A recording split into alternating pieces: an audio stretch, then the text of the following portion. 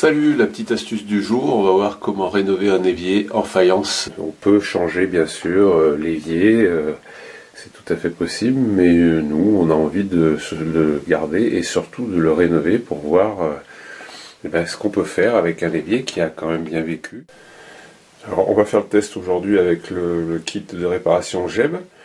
Alors la première phase, ça va être le nettoyage pour enlever tout ce qui peut partir.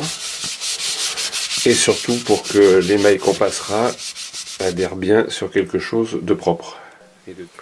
Voilà, donc une fois bien nettoyé, on voit qu'il reste tous ces petits éclats sur l'émail. Donc on pourrait faire la rénovation tout de suite avec le kit, mais avant, on va faire des retouches sur l'émail pour éviter que on ait ensuite des aspérités et que ça soit pas très joli. Pour faire nos retouches émail, on va rester toujours sur les produits GEB avec donc le réparation émail en 2 produits qui va nous permettre de faire nos retouches. On mélange bien. Une fois notre mélange fait, on va venir avec un petit pinceau garnir l'éclat. Voilà, on poncera un petit coup après avant de passer notre kit de rénovation. On va attendre que ça sèche, on poncera et puis après on passera donc notre émail de rénovation. On a bien laissé sécher et puis maintenant on va poncer l'émail bien sec pour rattraper le niveau.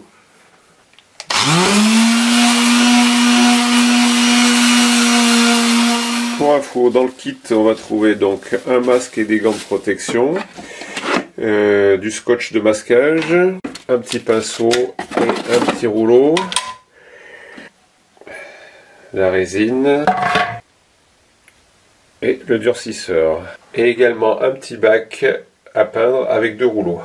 Alors comme vous l'avez constaté, on a enlevé les bondes, on a protégé et masqué et on va pouvoir préparer donc notre quantité d'émail, enfin de résine. Donc dans mon camion, je vais mélanger ma résine avec mon durcisseur.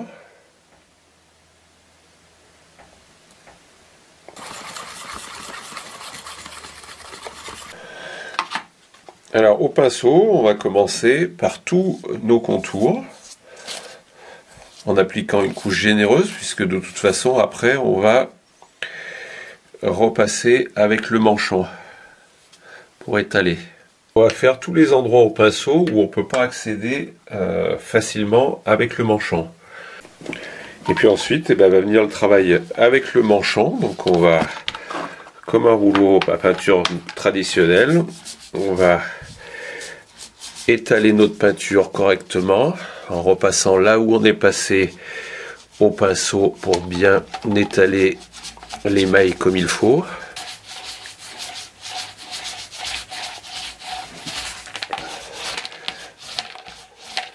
Donc là on a fait à peu près la moitié de l'évier, donc là on voit bien la différence entre la partie traitée et la partie non traitée. On fera notre deuxième couche lorsque ce sera sec.